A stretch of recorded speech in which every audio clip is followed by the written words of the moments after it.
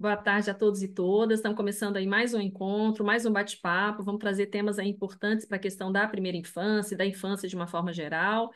Então, eu passo a palavra aí para a Fernanda, né, para que a gente possa começar o bate-papo. Então, vamos lá.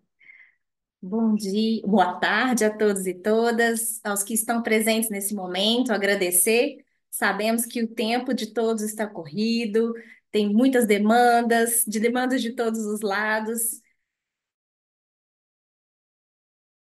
e deixar disponível para vocês ouvirem com calma, quando tiverem ali, né? Coloca ali para ouvir quando tiver um momento ali que dê para assimilar algumas informações.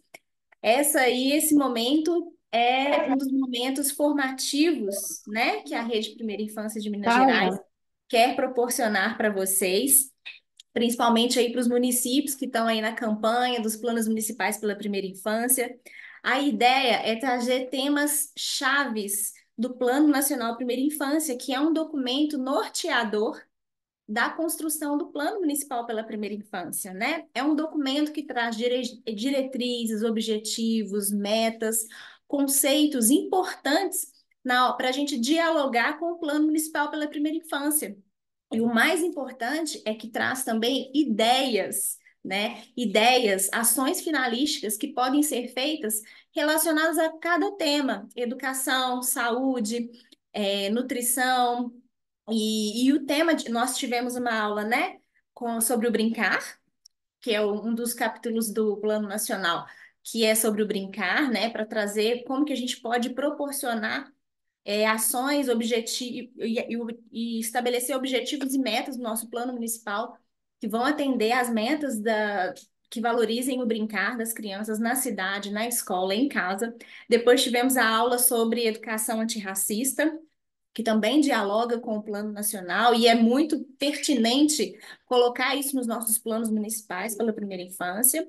E hoje nós vamos falar especificamente do capítulo 3 do Plano Nacional, que é um capítulo que eu julgo muito importante também, que é sobre as famílias e as comunidades das crianças, né? Então, sempre que a gente vai fazer essas aulas, esse momento de formação, a gente gosta de trazer sempre pessoas integrantes da REP Minas Gerais também, né? Nós somos quase aí 30 integrantes dessa rede, várias instituições que trabalham pelos direitos das crianças nessa faixa etária mais específica, de 0 a 6, ou desde a gestação até os 6 anos e 11 meses. Então, a gente gosta de chamar pessoas que possam contribuir para esse debate e trazer ideias para ajudar vocês aí nos municípios, né? A gente sabe que às vezes uma ideia, uma fala, uma frase já ajuda e já clareia muito quando a gente vai pensar numa política pública que vai dialogar com a realidade do nosso município. Então, sejam todos bem-vindos e bem-vindas. Daqui a pouquinho o André vai entrar. O André hoje ele vai falar um pouquinho da experiência dele como educador, como ativista da infância, como pai, né? Ele é pai aí da Yasmin, né? E aí ele vai falar um pouquinho também da experiência dele. E aí a gente sempre gosta de dar também uma perspectiva histórica do tema que a gente vai falar. Igual a gente falou um pouquinho sobre a história do direito ao brincar, a gente vai falar aqui hoje um pouquinho de como que o Plano Nacional traz o conceito de que vocês podem perguntar a hora que vocês quiserem, que vocês podem aí levantar a mãozinha, pode falar. A ideia é que a gente faça um bate-papo, pode tirar dúvida. Entendo também se não tiver perguntas nem interação, porque a gente está num horário aí corrido, né? Mas super entendo. Se quiser só escrever ou mandar pergunta depois, a gente está aqui.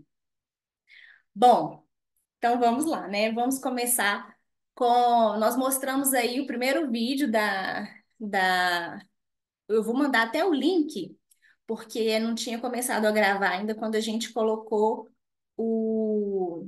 Eu vou mandar o link daqui a pouquinho nos comentários.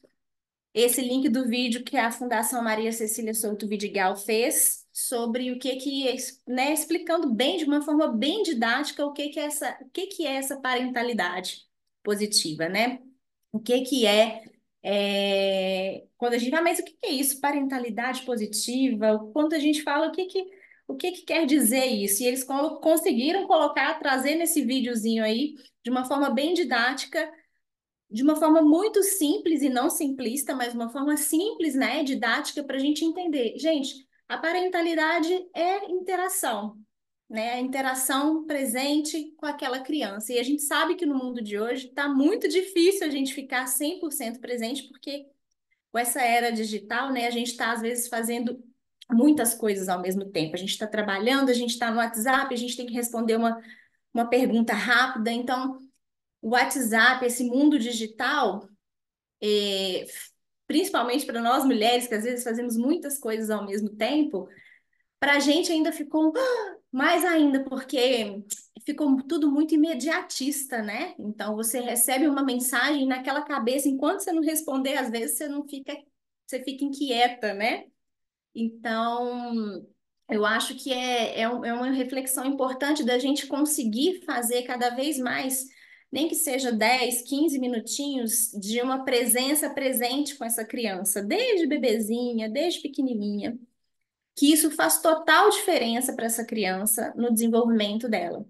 Tanto, principalmente, o desenvolvimento da fala, né? Que ela naquela interação, olho no olho, né? Tem um médico pediatra que eu gosto muito, que é o Daniel Becker, que está aí muito nas mídias sociais, e ele fala muito, primeira infância é olho no olho. Isso é parentalidade também. É quando você está ali presente, às vezes até você não está com o seu corpo presente, mas de alguma forma você pode mostrar para o seu filho ou para sua filha que você lembrou, tá ali através de um cuidado, de um carinho, deixando um recadinho na lancheira do filho, sabe? O filho abre a lancheira ali, viu um recadinho, foi um dia difícil para o filho ou para a filha, ou é um dia de uma prova, a criança tá ali, é um dia de um momento ali, ó, manda um recadinho ali, escrito à mão mesmo, um coraçãozinho, se a criança não sabe ler ainda, manda um coraçãozinho, sabe? São esses pequenos detalhes que fazem muita diferença no desenvolvimento. E para os bebês, né, para as crianças na faixa etária, até 1 ano, o bebê ele já tem condições de entender e de ter consolidado todas as nuances da língua materna. E isso só é possível por conta da interação, por conta do olho no olho. Vocês já repararam quando a gente vai viajar e a gente entra em contato com um sotaque de outra região, um sotaque nordestino, um sotaque mais paulistano? Eu não sei se vocês já repararam que muitas vezes a gente começa, no nossa fala, começar a imitar um pouco desse sotaque e a falar igual aquela pessoa. Isso é porque a nossa aprendizagem, ela depende de interação, depende de imitação. Então, nós aprendemos através dessa observação, dessa imitação, e para as crianças que estão ali com desenvolvimento neuronal a todo vapor nessa faixa etária, é fundamental essa interação. Muitas crianças têm chegado aos 2 anos de idade sem conseguir trazer balbucios, sem conseguir falar as primeiras palavras. Algumas têm transtornos, grande maioria não. A grande maioria, muitas vezes, é por falta de estímulo no primeiro, principalmente nos primeiros 1.000 dias, né? Eles começaram o vídeo com o exemplo da mãe, né, no celular com o bebê no colo, o que é muito comum hoje em dia, a gente vê isso acontecendo, a gente às vezes se pega mesmo. Eu sou mãe de um de 9 anos e sou mãe de 1 de 1 ano e meio. E eu vejo de um para o outro, desde o meu de 9 anos até agora para esse 1 ano e meio, como que a questão do celular e da mídia está muito mais presente na minha vida hoje, com um de 1 ano e meio, do que com o meu de 9 anos. E eu falo, caracas, assim, como que tá muito mais difícil da gente conseguir ter esse autocontrole com essa rede social do que há 9 anos atrás, quando eu tive meu primeiro filho. E aí, às vezes, eu me peguei, eu falei assim, gente, não, peraí, a gente tem que fazer um trabalho a todo momento para desconectar e conseguir ter ali um olho a olho ali, olho no olho com o bebê. Seja bem-vindo, André! Já comecei aqui a aulinha, daqui a pouco eu abro para você se apresentar, tá bom?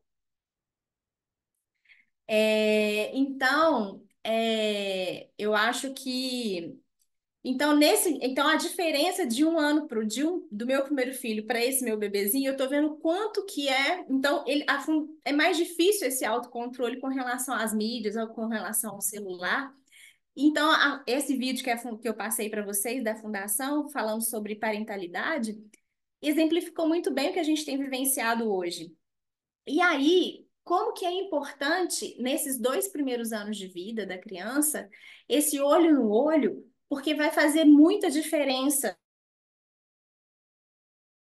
contato com essa nuance da língua materna, de ter contato com as interrogações, as exclamações, tudo que você fala, tudo que você conta. A criança está aprendendo ali com muita vontade de aprender. Os neurônios estão ali trabalhando a todo momento, os neurônios espelho dela ali estão trabalhando a todo momento para poder aprender, porque somos seres sociais, somos seres que aprendemos através das relações, somos seres que precisamos do contato físico, olho no olho, ou contato tátil, né? Às vezes quando a criança nasce, né, com dificuldades ou com falta de visão, audição, essa criança também aprende através do contato, através da interação.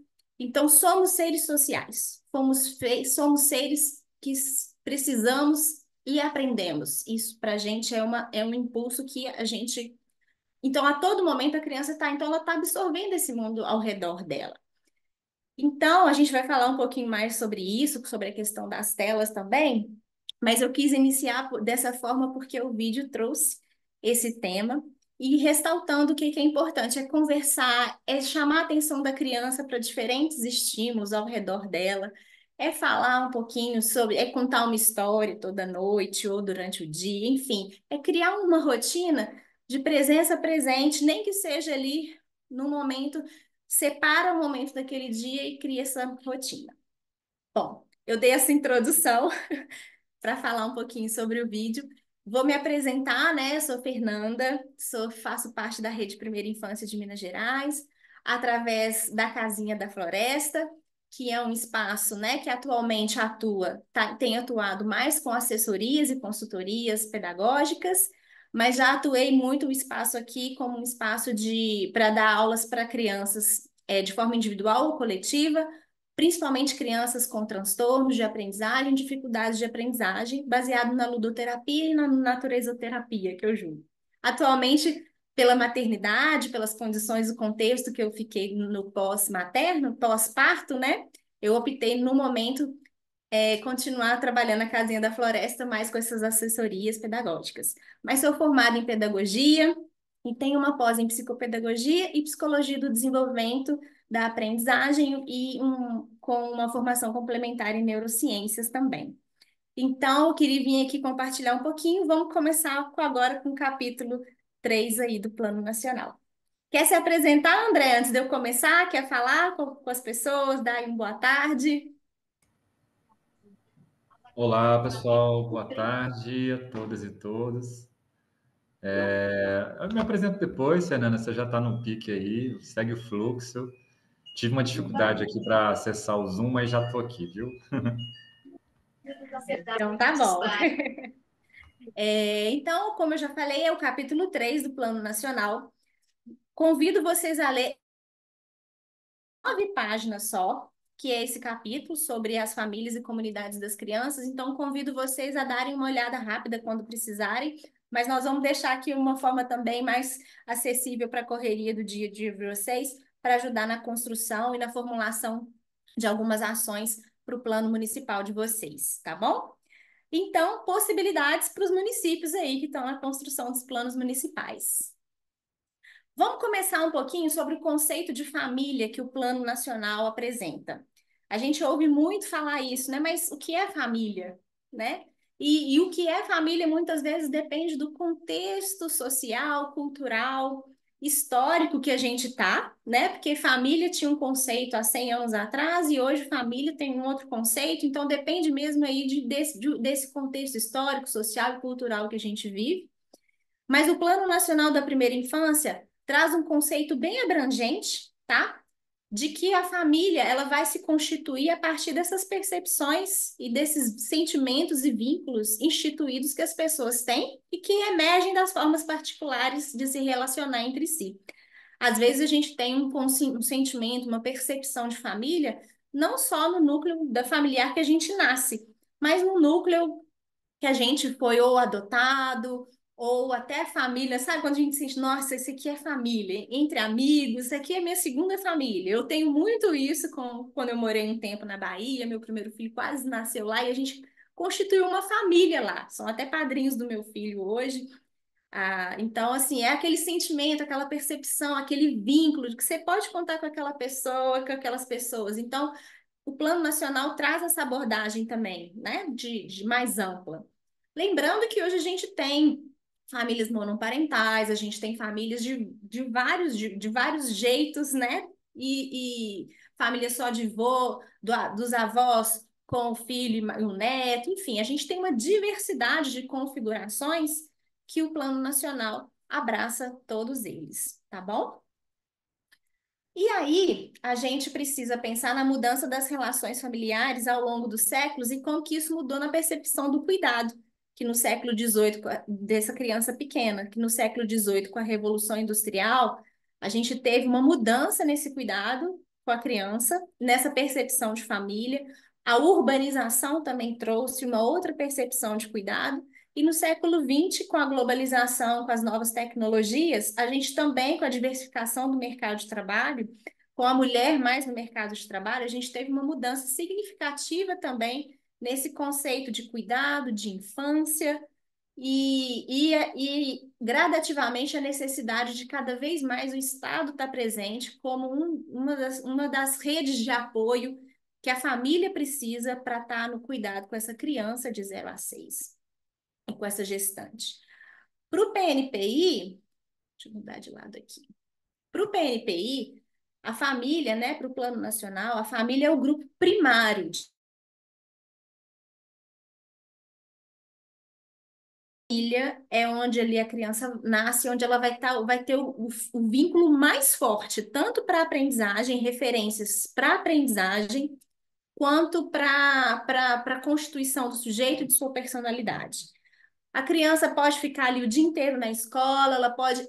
Os vínculos maiores, tanto de referências e formação de constituição do sujeito, vem da família. Então, coloca ali a família, apesar de a gente reconhecer que é dever da família, do Estado, da comunidade, a criação e a proteção da criança, mas é a família ali, eles colocam como grande norteador nesse momento do desenvolvimento da criança. Então, a família é o grupo primário de acolhida, é onde essa criança vai ser acolhida ali de primeiro e que ela vai ter os primeiros vínculos dela de afeto ou não, né? Coisas boas ou coisas ruins vão vir dessa primeira acolhida. E o Plano Nacional traz uma perspectiva que muitas famílias, independente de como ela se configura, elas têm se afastado do dever de educar e cuidar dos filhos desde muito pequenas. E muitas vezes não é, né, por não querer estar com os filhos e pôr na escola, às vezes é realmente uma necessidade, principalmente famílias em uma situação vulnerável muito grande.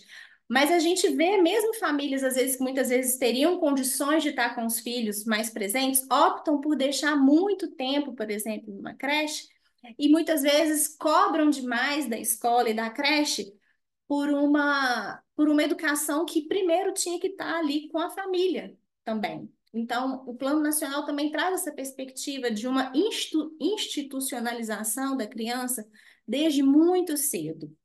Então, é uma coisa que o Plano Nacional traz e que também é uma questão para a gente refletir, que vai variar também de acordo com o contexto social, financeiro, econômico e cultural dessa família. O Plano Nacional coloca a família a grande responsável primária por trazer a questão, prover a saúde, a alimentação, o afeto, as brincadeiras, a comunicação, a segurança, a aprendizagem e a conquista progressiva de autonomia nos anos iniciais da vida. Então, o Plano Nacional traz nós, como família, somos os grandes responsáveis de iniciar e de estar fornecendo as referências permeadas de afeto, tanto questão da saúde, né? O videozinho da Fundação mostrou isso, na hora de um banho, você está ali conversando, criando vínculo com a sua criança, ao mesmo tempo que está cuidando da higiene dela, através de um brincar, uma contação de história, uma comunicação, a segurança, quando você está cuidando para ver se está tudo certinho, protegendo o berço, protegendo a cama, enfim. É ali na família que é o grande responsável por isso.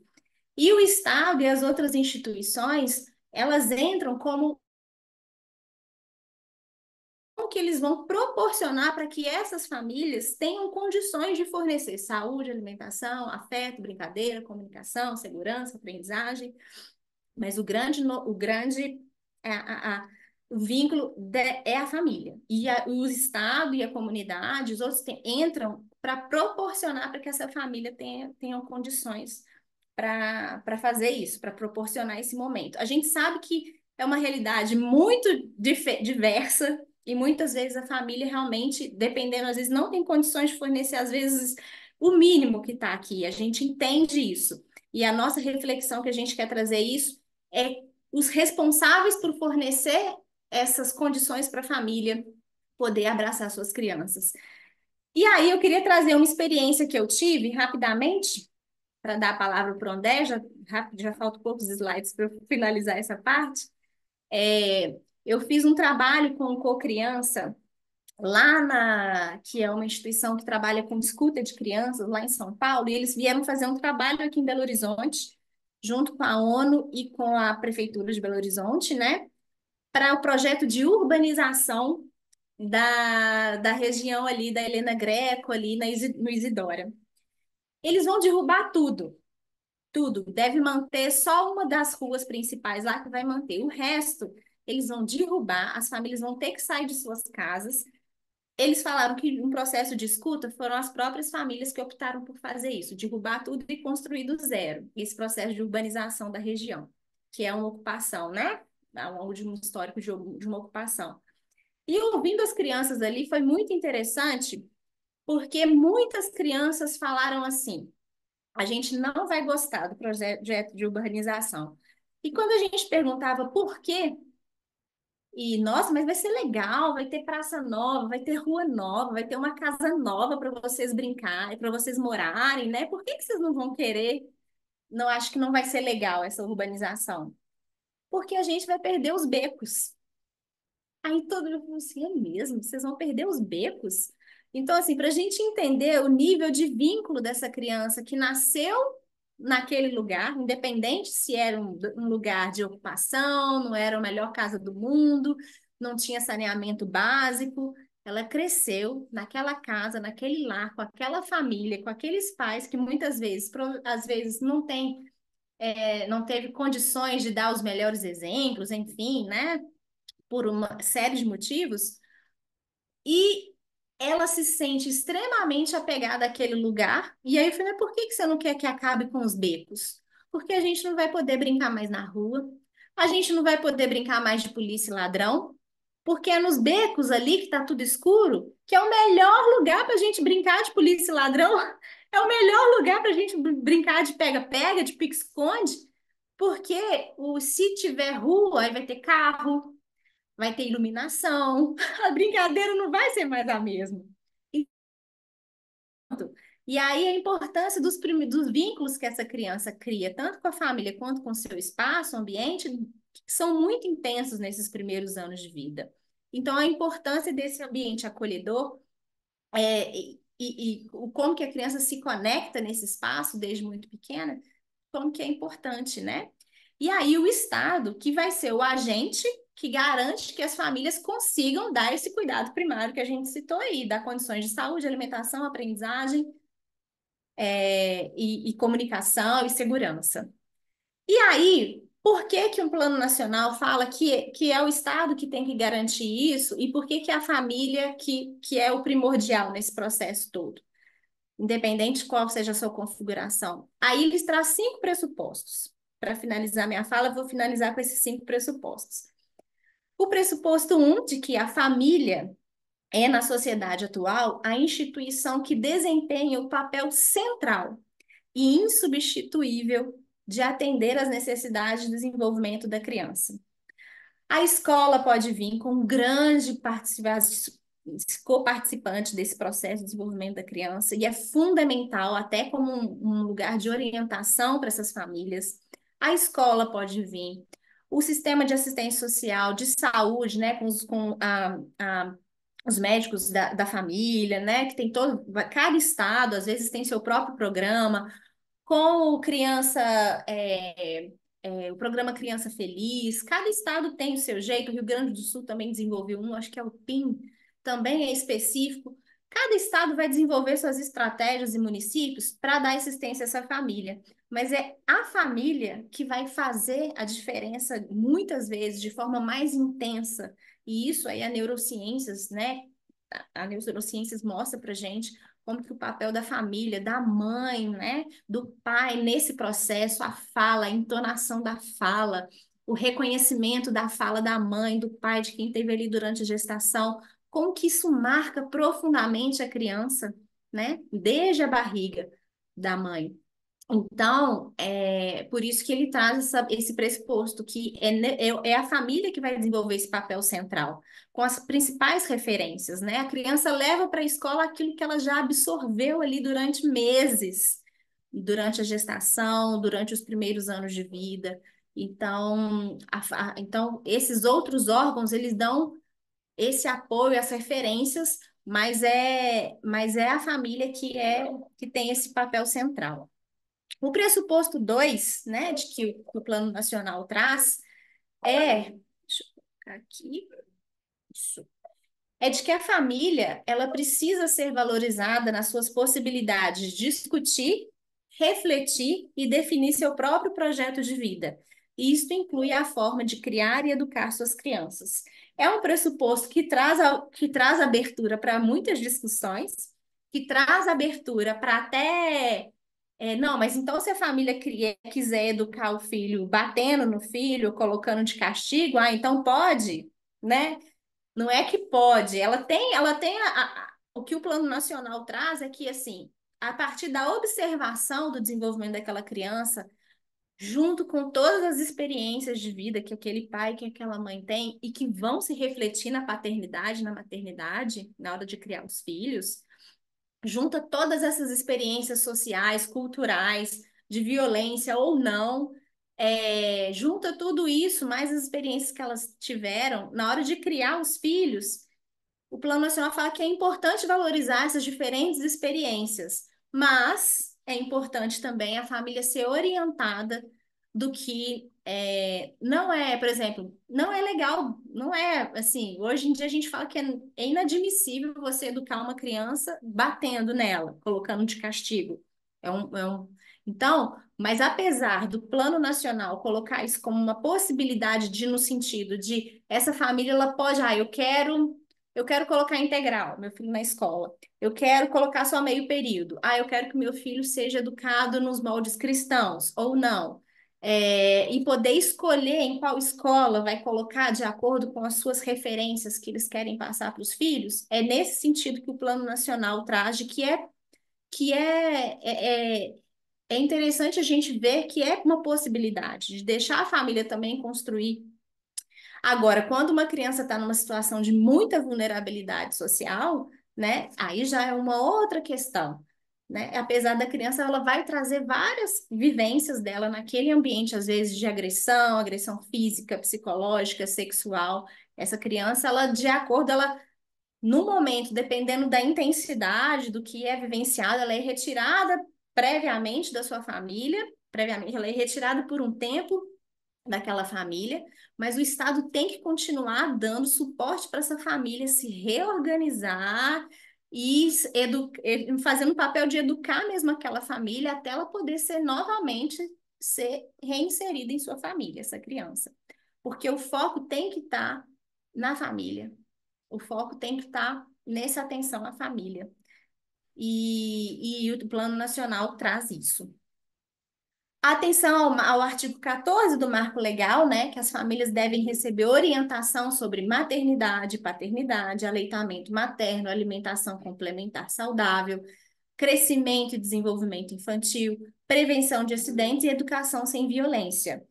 E aqui a gente traz, né, igual que a gente falou, dependendo até do nível de escolaridade das famílias, dos pais e das mães, muitas vezes, e o nível de violência que essas crianças, esse pai ou essa mãe sofreu na infância e traz isso na hora de maternal, né, na paternidade, é importante o Estado estar ali a todo momento acompanhando essa família, seja pela via da escola, seja pela via do CRAS, da assistência social, seja pela via ali da saúde, no pediatra,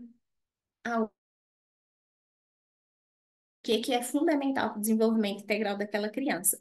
E quando eu coloco atenção à quantidade de informações produzidas, é porque muitas vezes o Plano Nacional traz isso, que as famílias se sentem perdidas diante de tanta informação, diante da informação dos ancestrais, que trazem coisas de anos, dos antigos, né, que vão trazendo suas sabedorias, diante de tanta informação produzida pelos coaches agora de maternidade, paternidade, sobre os 1 milhão de cursos produzidos sobre como fazer seu filho comer, como fazer seu filho no banheiro, como desfraldar, como disso, como daquilo. É um boom de informações e muitas vezes os pais se sentem perdidos nesse boom de informações e não sabem o que fazer.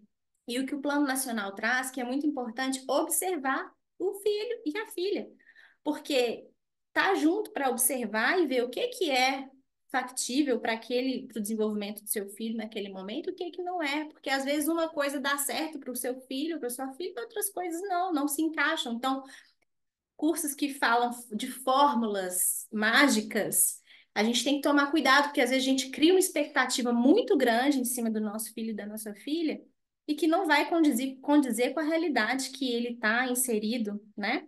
Então, a gente atentar para isso. E o pressuposto 3, que é preciso construir novas práticas sociais com a família, de caráter coletivo, participativo e solidário. Valorizar os movimentos da comunidade.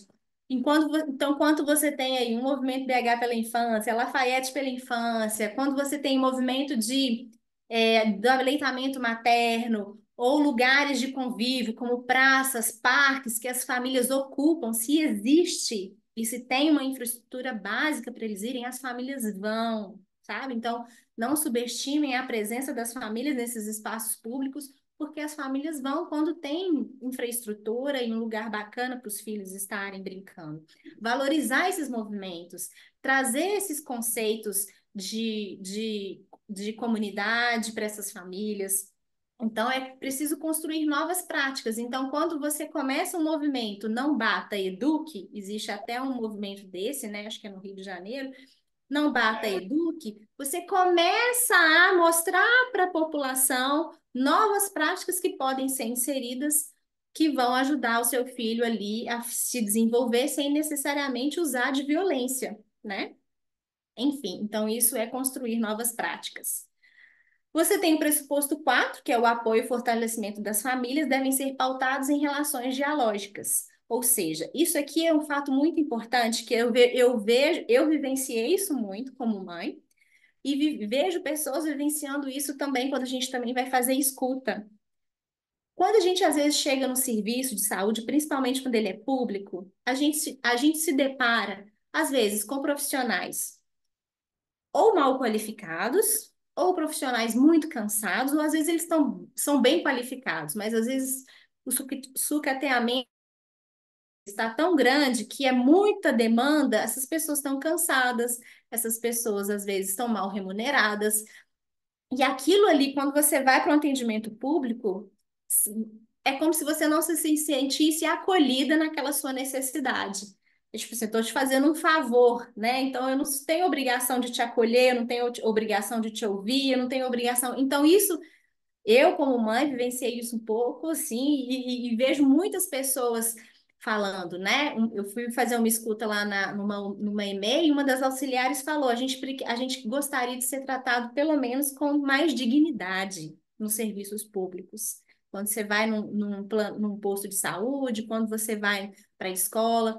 E hoje, muitas vezes, a gente vê profissionais tanto mal remunerados, cansados, principalmente nesses serviços de mais demanda, que é a educação e saúde, assistência social, e, e a gente vê que não tem abertura para diálogo, né? Então, para você escutar essa pessoa que está com uma necessidade, que precisa ali estar com um atendimento para poder garantir o desenvolvimento saudável daquela criança, muitas vezes a gente não encontra isso no serviço público. Então, é uma forma de pensar o que que eu posso fazer para tornar esse serviço público mais acolhedor. E claro que não é generalizando, é claro que a gente encontra muitas iniciativas, lugares públicos que a gente possa se sentir acolhido, mas não é muitas vezes o que acontece, mas que é possível.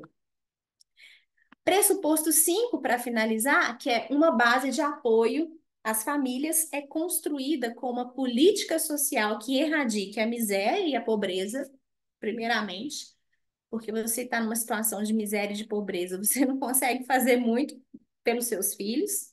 Supere o assistencialismo, o individualismo e a visão setorizada das necessidades dos indivíduos. Ou seja, essa família, ela não está só no sistema de saúde, ela está também ali no sistema educacional, ela tem que ser acolhida tanto na educação, no sistema educacional, de saúde, de assistência social, a segurança, enfim. Ela não é, né?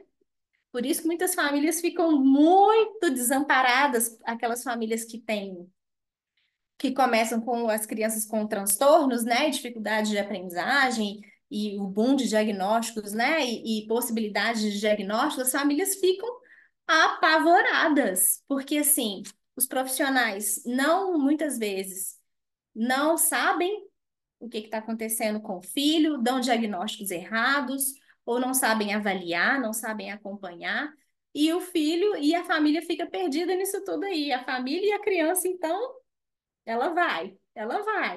Ah, vai para lá, vai para o psicopedagogo, vai para o fono, vai para o TO, vai para o psicoterapeuta, vai para o psicólogo. E quando a família não tem condições de pagar por todos esses tratamentos? E quando tem um diagnóstico errado, que a gente tem visto muitos diagnósticos aí sendo feitos de forma irresponsável.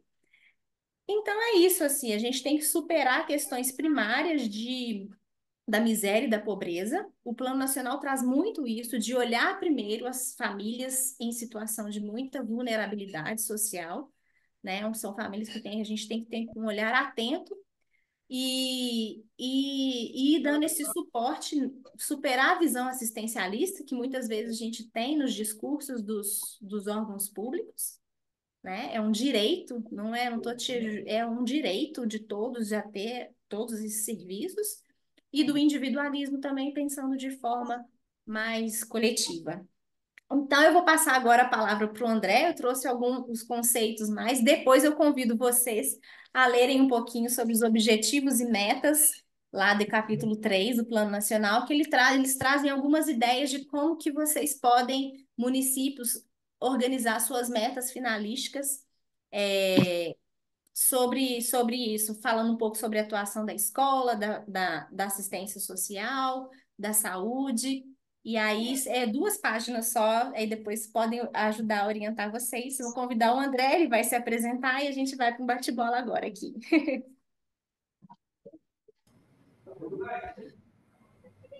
Maravilha, Fernanda. Gratidão. Bom, gente, assumindo aqui o bastão da fala, né? Primeiro agradecer e honrar este momento de estar aqui com todos vocês, para a gente poder fazer essas trocas. Bom, quando foi divulgado aí o convite, né, para estarmos aqui nessa troca, foi feita uma apresentação, né, minha, da Fernanda, e eu acho que a principal apresentação que eu queria destacar aqui é o fato de eu ser pai. Para mim, qualquer outra do meu currículo é complemento, né? Então, a condição especial de eu estar aqui falando com vocês é o fato de ser pai da Yasmin Tainá, de 9 anos, né? Mas obviamente que eu me coloco aqui também não como um pai exemplar, mas como um pai aprendente, em construção, né? Se a Yasmin tem 9 anos, eu tenho 9 anos, quase 10 anos de aprendizado junto com ela. Então, eu me coloco muito nesse sentido, assim, sabe? Mas eu queria fazer uma autodescrição, considerando também que pode ser que nem todo mundo que esteja, né, acompanhando, mesmo que seja na gravação, né? Então, eu sou o André Aristóteles, sou um homem branco, de pele clara, alto, estou sentado neste momento, né? Tenho cabelos castanhos claros, curtos e lisos, olhos castanhos claros, estou usando uma camisa preta da banda do Francisco El Hombre. Então, esse sou eu, ok? Bom, gente, além de ser pai, um outro papel social que eu acho importante, eu coloco sempre educador, porque eu exerço a profissão de professor enquanto um servidor público, né, vinculado a uma instituição federal de ensino. Mas eu me coloco como educador porque não depende de certificado de conclusão. Aliás, nunca há uma conclusão no papel de educador. E todos e todas na sociedade podem ocupar esse papel de educador e de educadora, né? Então, especialmente quando se trata das crianças, né? Eu acho que qualquer adulto exerce, ainda que não conscientemente, o papel de educador e educadora, especialmente através do exemplo, né? Então, as crianças são ótimas observadoras e péssimas intérpretes, né? Isso está no livro da disciplina positiva. Então, se a gente não se atém para isso, a gente deixa passar batido a grandiosidade do nosso papel para com as crianças nesse mundo, independente se elas são nossos filhos, são nossos sobrinhos, afilhados, né? Temos um papel a desempenhar com cada uma delas. Bom, Fernanda, Desirê, eu preparei uma apresentação assim com três slides que fala, né? Só para servir como roteiro para esse início, né? Mas depois eu quero aqui trocar mesmo a partir de perguntas, né? Comentários que possam ser feitos por quem está nesse momento nos ouvindo. Eu vou então compartilhar a tela, não é isso? Acho que eu também posso, né? Compartilhar, Pode. mesmo não sendo Pode sim, um eu anfitrião. coloquei. Tá, então peraí. Cadê aqui? Acho que é esse aqui.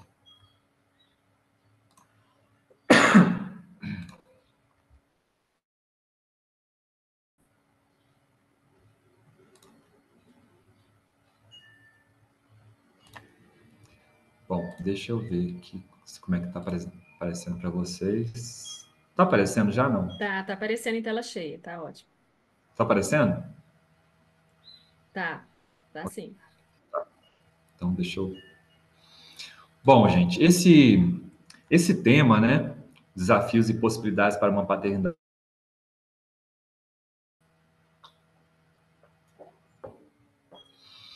Eu acho, particularmente, que, assim, é uma questão histórica, né? Porque é muito importante eu iniciar essa apresentação trazendo um reconhecimento, né, de que, historicamente, o papel de cuidado, né, isso eu só estou querendo reforçar, né, o papel de cuidado, qualquer cuidado, né, não apenas das crianças, mas também dos mais velhos, historicamente, isso tem ficado sob a incumbência das mulheres. E não apenas das mulheres adultas, né? As meninas mais velhas tomam conta dos menores, as adolescentes tomam conta dos filhos, enfim, e assim por diante, né? Então, é uma coisa que vai sendo passada desde pequeno, né? Esse padrão, né? Que o cuidado é atribuído para as mulheres e aos homens, meninos, né? São atribuídas tarefas fora da casa, né? Tarefas externas, né?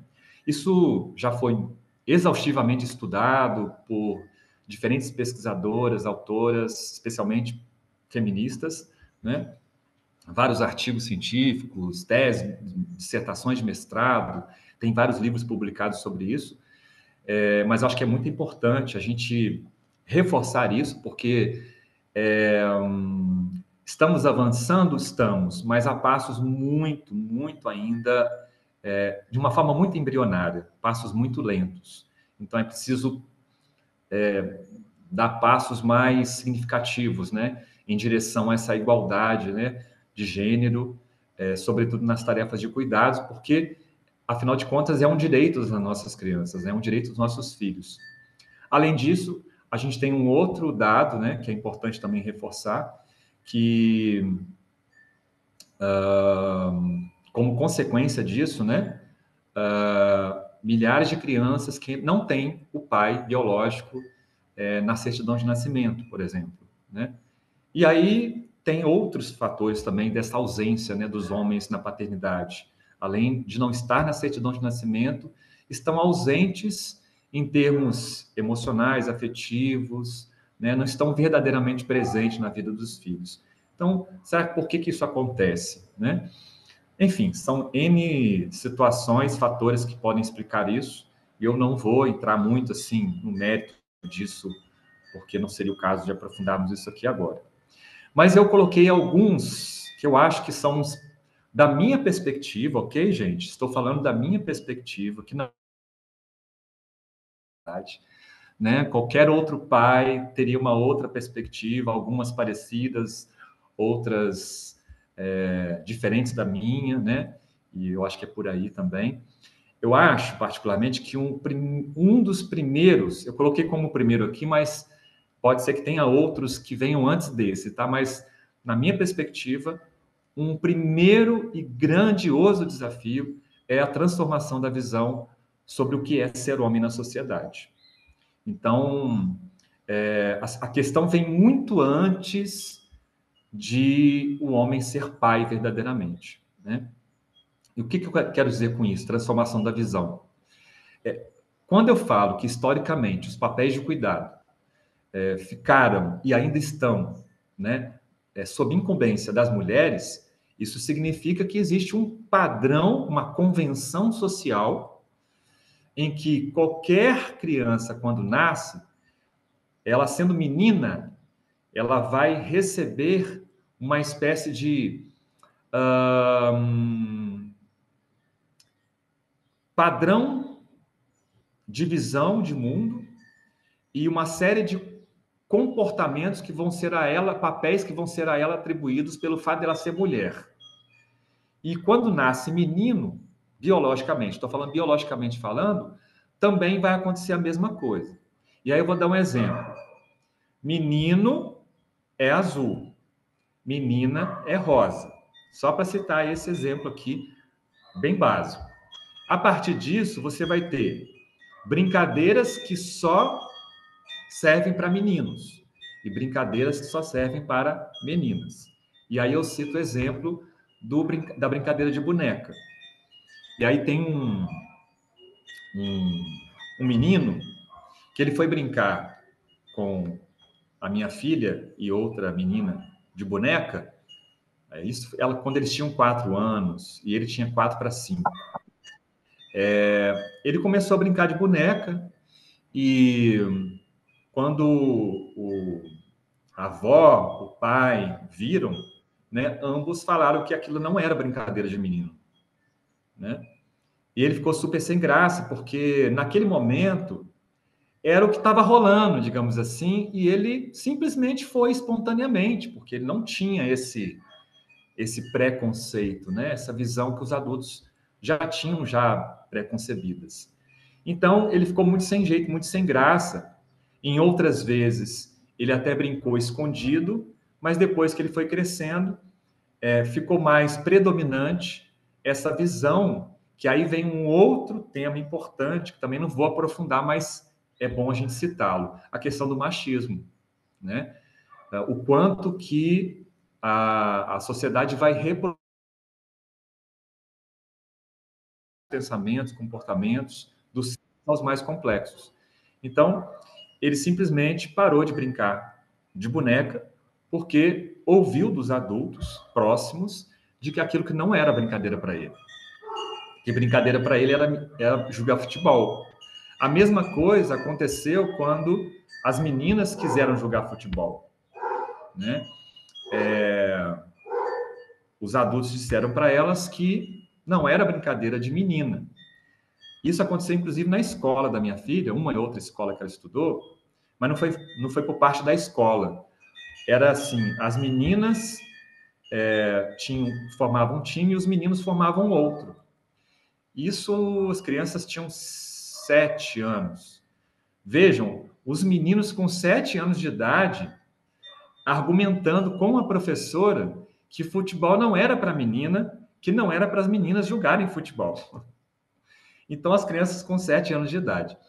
Então, o desafio, a transformação dessa visão, ela passa por um exame de consciência, uma tomada de consciência, um processo de reeducação da visão, do olhar, né?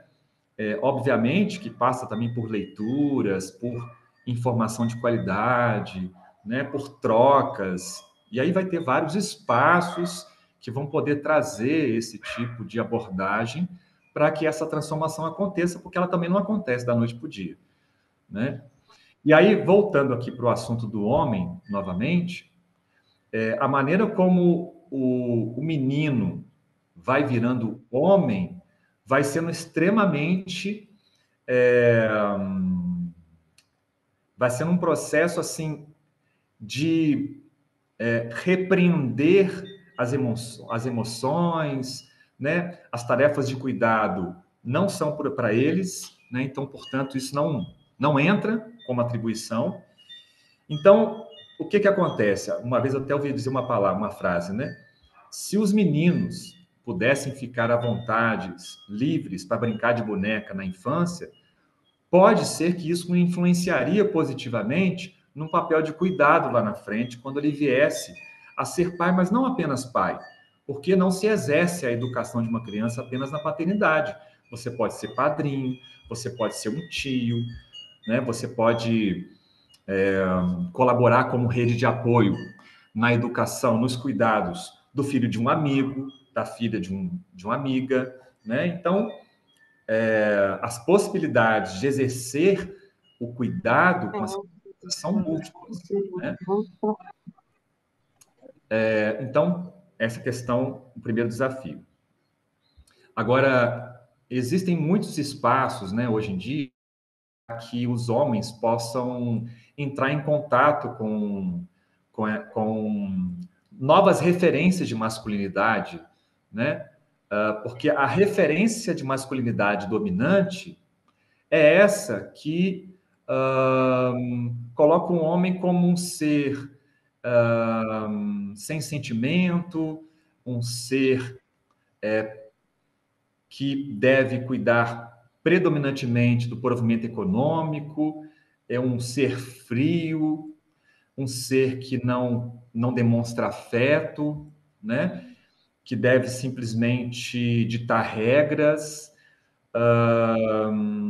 Outro dia eu ouvi assim, a mãe falando com o pai, você tinha que ser mais rigoroso e não afetuoso com a nossa filha. Aquilo me chamou tanta atenção, que quando a gente analisa do ponto de vista da psicologia, especialmente da psicanálise, né, a gente vai ver que ao homem, ao pai, cabe mesmo alguns papéis mais no sentido assim de normas sociais, né, de apresentar a criança para o mundo. Tudo bem, mas isso não quer dizer que um homem não pode demonstrar afetividade, né? Não possa demonstrar sentimento e assim por diante. Então, a gente precisa romper com essas barreiras, né? Que fazem do homem esse ser que, em última instância, é um ser abusador, é um ser violento, né? É um ser agressor, né?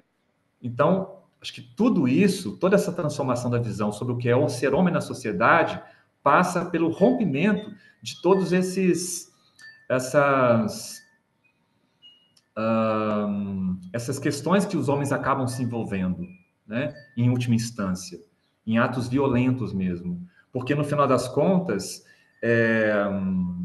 toda violência é uma necessidade não satisfeita. Então, em última instância, esse homem também está, de alguma forma, sofrendo por dentro, de alguma maneira, né? Exceto nos casos patológicos, nos casos que aí só a justiça vai entender mesmo. Então, há um sofrimento interno nesse sentido. Por isso que uma das possibilidades, aqui trazendo possibilidade também, é o homem buscar hoje as rodas de homens, né?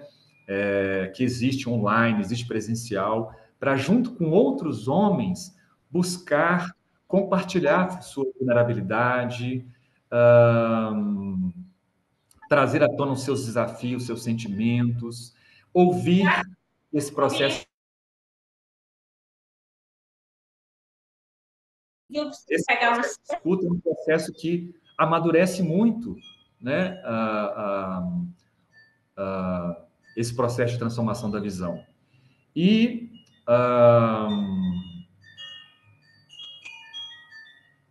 o estudo mesmo, né, propriamente dito, de outras referências de masculinidade, para não ficar enrijecido nessa masculinidade predominante que está muito atrelada ao machismo, ao patriarcado, né?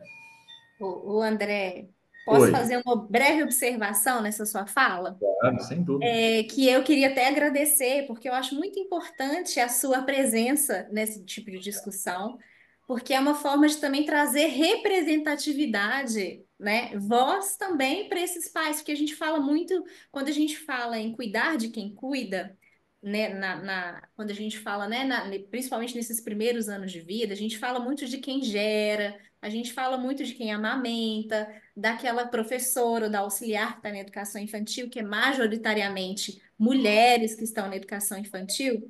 E aí eu queria trazer para dialogar com a sua fala, que eu acho muito pertinente, muito importante, porque eu vejo que foi uma experiência tanto minha, pessoal, que eu tive na criação do meu primeiro filho, mas também como professora de educação infantil e como psicopedagoga, atendendo crianças, famílias, que quando a gente vai atender a criança, né, quando a gente vai praticar a parte clínica, né, psicopedagogia clínica, a gente tem que trabalhar com a família também.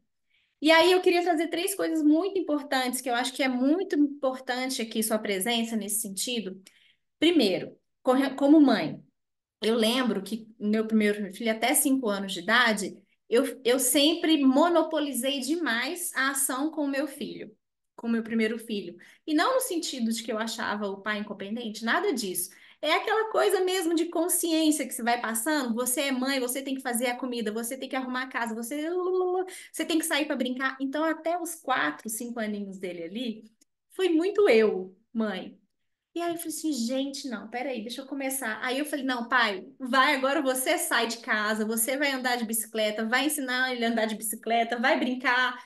E joguei mais junto com o pai nesse quesito da presença, porque assim, sabe quando você faz às vezes uma coisa assim, você vai, porque é assim que você foi, você viveu, você aprendeu, então, eu monopolizava a questão do cuidado, da educação, até do brincar, sabe? Eu saía muito com meu filho para brincar, só eu e ele. Aí eu falei, não, esse trem não. Aí até uma questão até de não dar conta muito assim sozinha, não, vai lá, pai. E o tanto que foi importante isso para o meu primeiro filho, deixar com o pai, sair mais com o pai. Eu acho que tem uma questão muito assim de equilíbrio também, porque a mãe, a gente traz muito de nós, do nosso universo materno. E é importante também ter o mundo do paterno. O pai às vezes coloca mais para frente, não é regra, né? Tem as suas exceções também, no sentido, tem um pai que é mais medroso, enfim, isso vai muito de... Mas é importante a criança estar em contato, interagindo com essa diversidade até na educação. E eu vejo que às vezes a gente acha que, como mulher, às vezes a gente acha que só o nosso jeito está certo. E muitas vezes o que mais a criança precisa é também o jeito do pai. E o tanto que isso foi importante para o meu filho, o meu primeiro filho, foi quando ele aprendeu a andar de bicicleta. Ele foi assim, sabe? Vrum.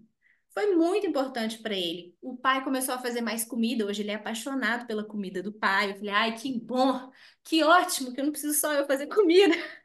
Então, hoje, como que ele gosta da comida do pai, do tempero do pai? Então, assim, é uma reflexão que eu trago para a gente aqui como mulher e de como que é importante a gente dar espaço para o pai também, porque às vezes o pai até se fica naquela, ah, ela não deixa eu fazer do meu jeito, eu quero fazer do meu jeito, mas ela briga comigo. Então, até da gente como mãe, pensar um pouquinho que mesmo que às vezes seja errado o jeito do pai fazer, é importante, às vezes, a criança lidar com esse jeito do pai. Porque é uma forma também dele ter essa referência para a constituição dele como sujeito. Falei como mãe, né? Minha experiência como mãe. Como professora, na educação infantil, eu acho uma pena a gente ter poucos homens atuando na educação infantil. A gente sabe que também tem questões históricas, o medo, né? Enfim, a gente tem como mãe, mulher, a gente cria né, um receio assim. Mas eu vejo que quando tem a atuação da figura masculina no ambiente da escola, o tanto que é positivo para as crianças também. É uma outra relação que as crianças criam com a aprendizagem. É uma outra relação. Os meninos, né, vamos dizer assim, igual você fala biologicamente falando, eles se sentem também mais representados, porque senão, eu acredito, particularmente falando, muito na questão do equilíbrio. Eu acho que natureza é o equilíbrio. A natureza, a todo momento, ela está criando formas de se equilibrar para combater doenças ou para combater. Tem até doenças que aparecem na natureza para combater outras, para equilibrar ali o sistema ali, biológico do ambiente. Então, assim, eu acredito isso muito também nas relações, o quanto que é importante a gente tanto ter e no ambiente da educação, eu acho da educação infantil, é muito positivo. Eu vejo claramente as crianças ficam assim apaixonadas com as interações, com a presença da figura masculina. Eu tive uma experiência muito legal na educação infantil, ou na educação infantil, num projeto que eu assessoro aqui na Serra do Cipó, e a gente recebe alguns voluntários do mundo inteiro, que tem uma plataforma só de trabalho voluntário, e pessoas do mundo inteiro se inscrevem para trabalhar em troca de hospedagem e alimentação, e o Quintal Cipozinho recebeu um brasileiro recentemente, e até então, Quintal Cipozinho só com educadoras brincantes, só mulheres, e essa figura masculina chegou no Quintal Cipozinho, e assim, foi a sensação, porque ele trouxe outra perspectiva na aprendizagem, ele trouxe outras falas, ele trouxe outras abordagens, ele trouxe o jeito mais desse mundo que pode ter sido construído socialmente, culturalmente, historicamente, mas que é diferente, é uma abordagem diferente. E aí, eu acho importante isso, e muitas vezes a figura masculina no ambiente educacional, ele não traz muito a questão das vezes que a mulher é mais brava, mais tal, tal. O homem não, ele tem às vezes uma outra pegada que as crianças gostam muito dessa outra pegada e conquistam a autoridade do ambiente educacional de uma forma muito diferente das mulheres. Isso aqui eu não estou fazendo uma crítica às mulheres, tá, gente? Eu estou fazendo uma observação de há mais de 10 anos nessa área, como mãe, como professora, então, observando esse ambiente educacional e a importância. Você já viu como que as crianças gostam, às vezes, dos porteiros? Tem um porteiro lá, até da figura. Oh, eles criam um vínculo tão legal, tão bonitinho de ver com os porteiros. Eu lembro que eu vivenciei uma situação de um professor de música, um ambiente só de mulheres, só educadoras, só professoras, mulheres. E eu tinha um professor de música. Como que esse professor de música conseguia ali estar com aquelas crianças de uma forma tão, tão legal? E outra experiência como psicopedagoga. Eu acompanhei muitas famílias e quando a gente ia conversar com essas famílias, as crianças com muita baixa autoestima, com dificuldades psicomotoras, com dificuldades de aprendizagem. E quando você ia conversar, e eu sempre gostei muito de conversar com os dois, com o pai e com a mãe. A gente via que tinha esse mesmo esse embate e o pai sempre tinha essa fala: você não deixa eu atuar como o pai do meu filho. O pai falava, né? Você não deixa Ah, o menino é super protegido. O menino não pode machucar. O menino não pode isso. O menino não pode pisar no chão. Porque às vezes a mulher é muito super protetora nesses aspectos, né? E acaba, às vezes, atrapalhando muito o desenvolvimento da criança quando a criança precisa desenvolver coordenação motora grossa, coordenação motora fina, aprender a cair, se levantar, aprender a machucar, sabe? Aprender a lidar com as frustrações da vida. A mulher tende a ter uma superproteção maior. E aí eu via muito esse embate quando eu atendia as famílias, entre o pai e a mãe. E aí eu sempre falava com as mães assim, mãe, deixa o pai atuar mais. Deixa o pai sair mais com o filho.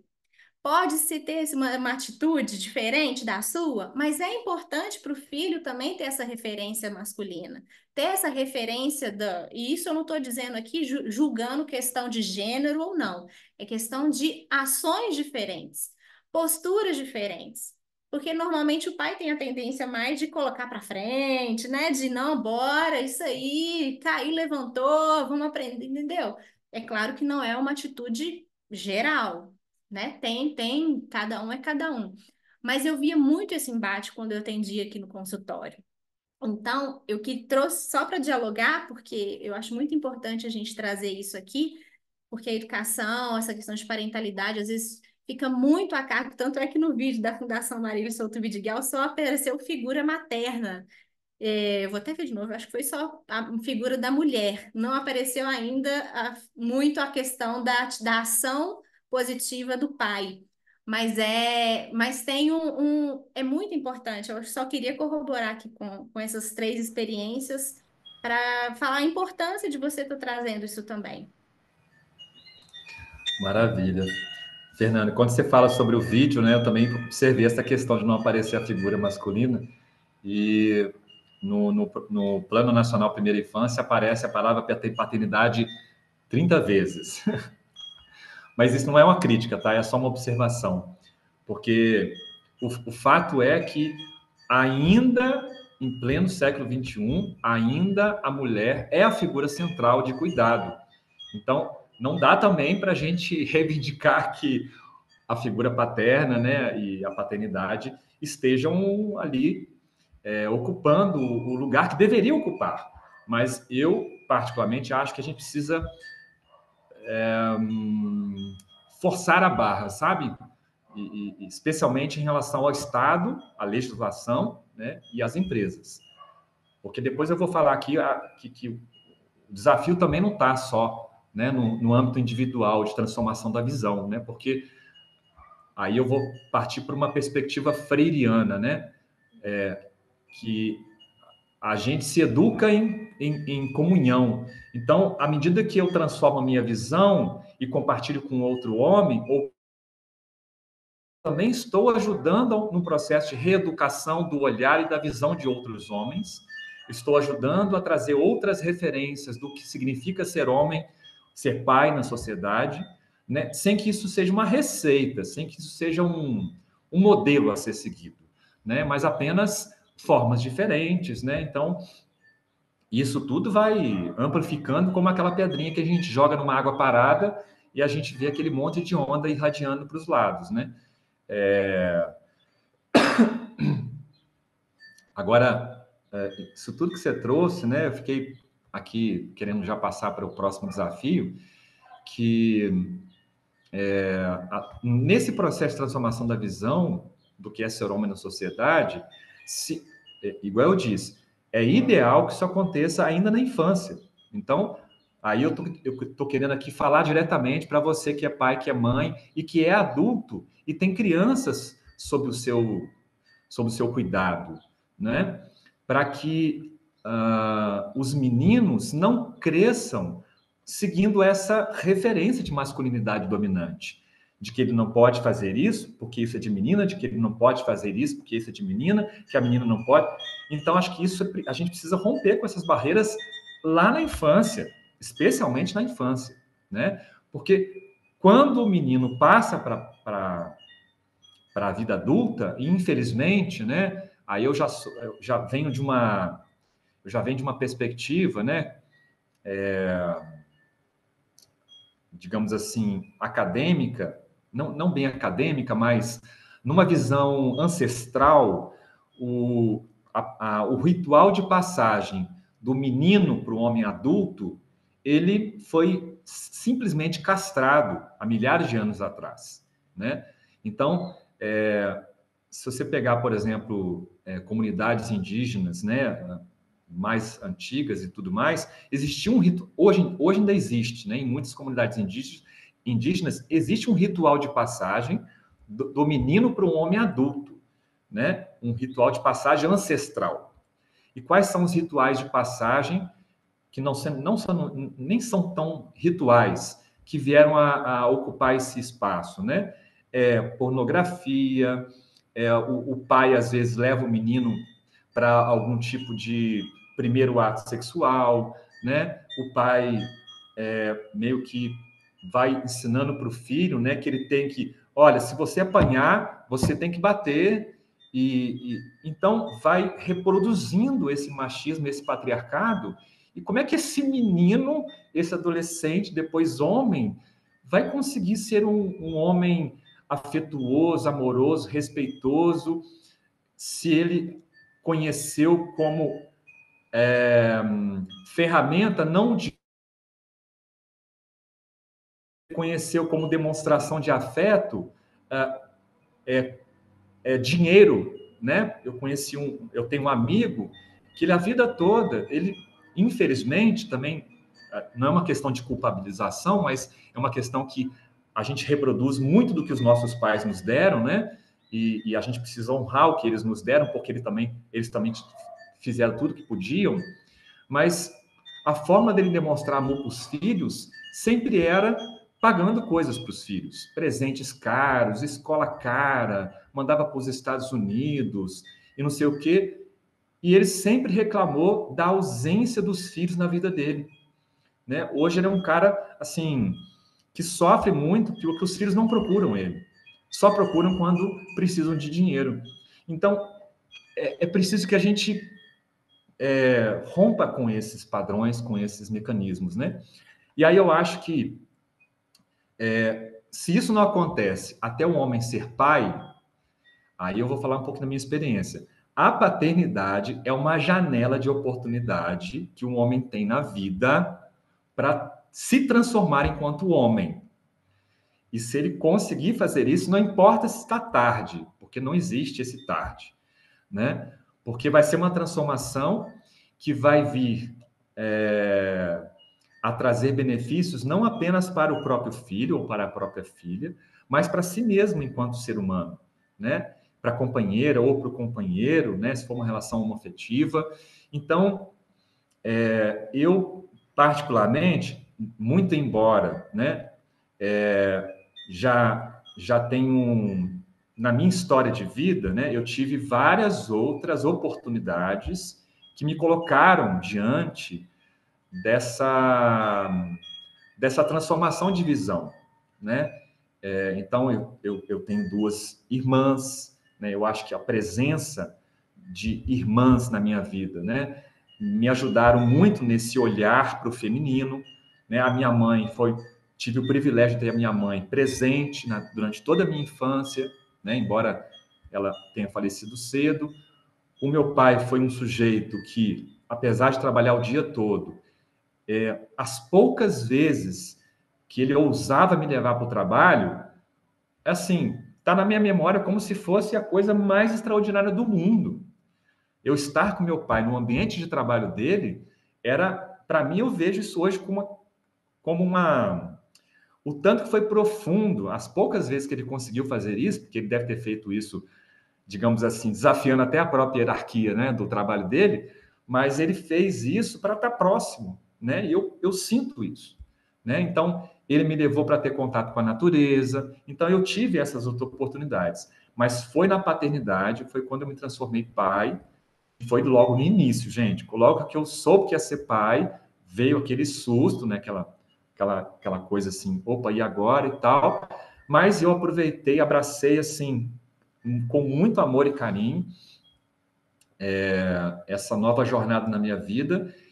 E foi um período em que eu me abri, assim, de uma maneira muito leve e solta para aprender tudo, assim, sabe? Tudo. Eu li o cartão de vacina da minha filha umas 4 vezes, eu pesquisava coisa na internet, assisti documentários do começo da vida 1, começo da vida 2, e pegava livro para ler, comprava livro daqui, ia fazer curso, aí procurei roda de homens, enfim, fui fazer aquela coisa toda. Porque aí vem o segundo desafio, né?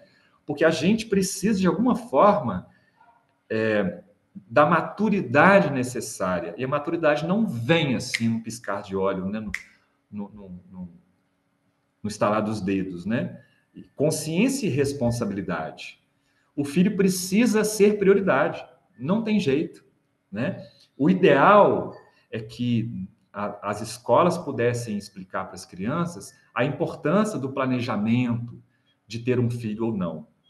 Com a cabeça que eu tenho hoje, se eu fosse mais jovem, eu conversaria melhor com meu parceiro ou com minha parceira sobre os planos de ter filhos e quantos seriam.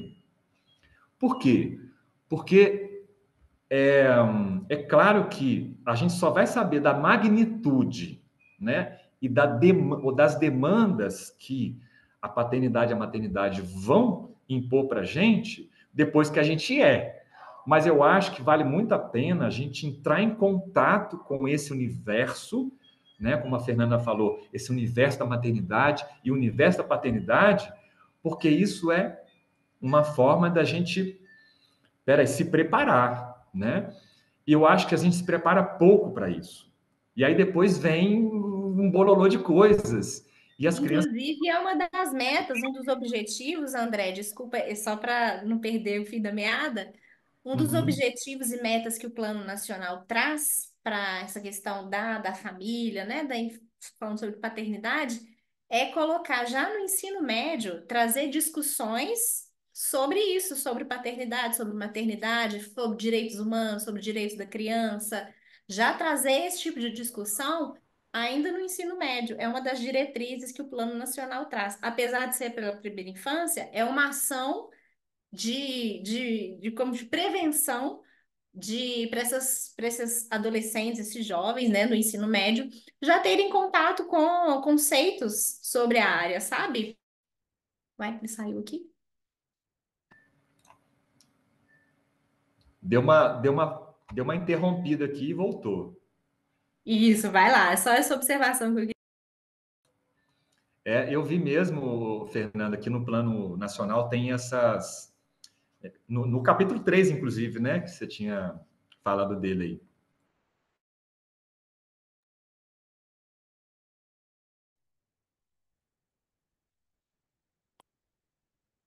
Você vai voltar com a sua apresentação? Vai conseguir compartilhar Ah, aqui? peraí que ela saiu da apresentação, peraí. Eu Isso. achei que não saía. Deixa eu voltar com ela. A gente Apareceu, pessoal? apareceu. Tá aparecendo? Tá. Sim. E aí, a Ana já até falou disso aqui. Eu acho que isso é um assunto que deve permear aí todas as famílias e todas as pessoas individualmente. E esse assunto, tempo, tem sido para mim uma angústia muito grande, né? Porque, não sei se vocês conhecem, mas existe um movimento internacional, no Brasil também é um pouco forte, chama Slow Parent, que é um movimento de educar os nossos filhos num tempo lento, num tempo devagar, num tempo das crianças, digamos assim, né? Só que eu vejo isso cada vez mais difícil de fazer, porque parece que o tempo está correndo e a gente está correndo atrás do tempo e nunca vai conseguir alcançar esse tempo. É como o cachorro correr atrás do rabo, nunca consegue alcançar. E aí, esse eu acho que é um desafio muito grande, porque transformar a visão do que é ser homem na sociedade, adquirir responsabilidade, consciência e maturidade, mas não gozar de um tempo, não separar um tempo de qualidade para estar com as crianças, aí eu acho que não completa o quebra-cabeça. Então, de alguma forma, a gente precisa separar esse tempo de qualidade. Eu acho que a Fernanda falou muito bem aqui de várias possibilidades, né? E aí eu vou falar um pouco do que eu faço aqui. Algumas vezes isso dá certo completamente, às vezes não dá certo completamente. Ritual do sono, né? Então, aquela conversa que vem antes do dormir, e a gente está ali, né, na janta mesmo, aquela coisa mais devagar, toma um chá, às vezes faz um escaldapé, lê um livro junto, às vezes, dependendo da idade da criança, lê o livro para ela, uma massa. Tudo isso eu já fiz. Hoje em dia eu faço algumas coisas, outras coisas não. Massagem na criança, escutar uma musiquinha ou uma historinha, né? Junto. Então, à noite, eu acho que é um momento muito, muito propício para um tempo de qualidade, especialmente para quem trabalha o dia todo, né?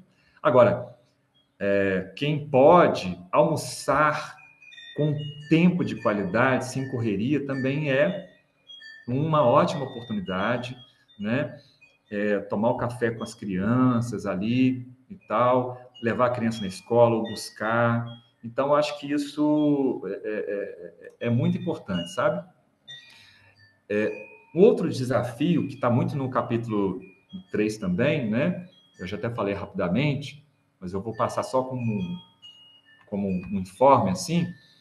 Eu acho que é o papel do Estado e das empresas. Como a Fernanda falou, a família, né, ela tem essa incumbência principal, crianças, né, dos filhos e tal, só que com a colaboração do Estado, né, através de políticas públicas, legislação, apoio através das instituições, né, e tal, e as empresas também precisam ser implicadas pelo Estado, né, de alguma forma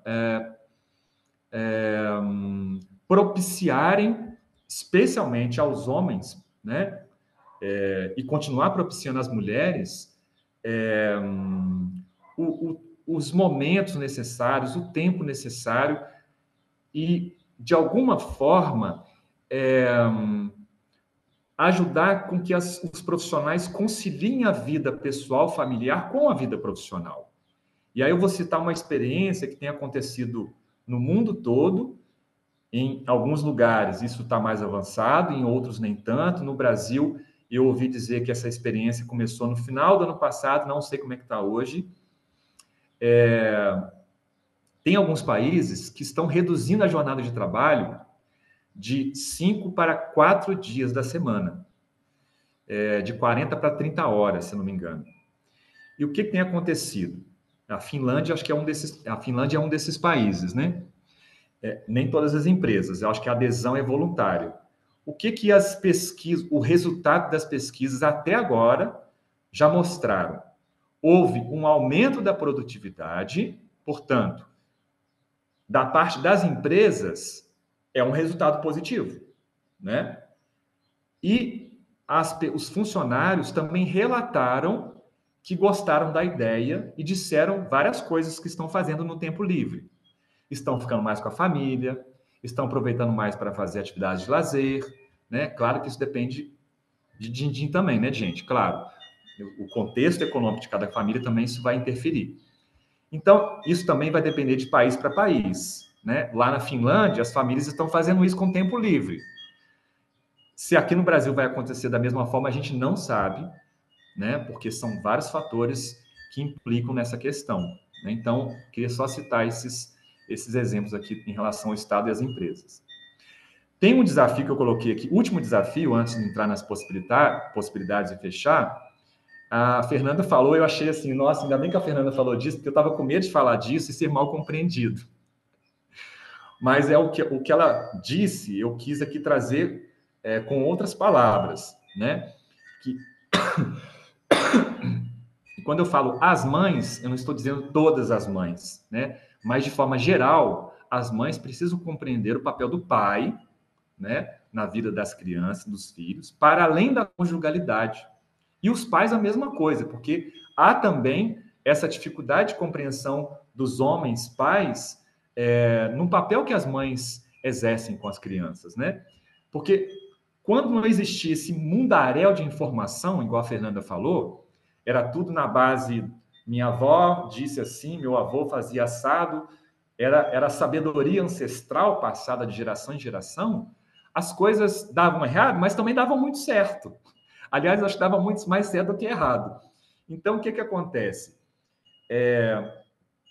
Com essa modernidade, revolução industrial, esse mundo globalizado, com tanta informação, está todo mundo perdido. E, de certa forma, o feminino, ele meio que... a gente deixou de honrar esse feminino, né, em sua máxima potência. De alguma maneira, esse feminino tá desonrado, né? E a mulher, gente, ela tem essa capacidade de geração da vida, né? Se a gente fazer remeter isso para o planeta Terra, compreendendo o planeta Terra como a grande mãe geradora de vida, vejam a magnitude disso, a beleza disso. Agora, sem romantizar, tá? Eu não estou querendo romantizar. Então, é preciso honrar o papel das mulheres e, ao mesmo tempo, honrar o papel dos pais. Mas é preciso que ambos dialoguem, busquem ser uma busca ativa do homem e da mulher em relação a isso, sem também ficar,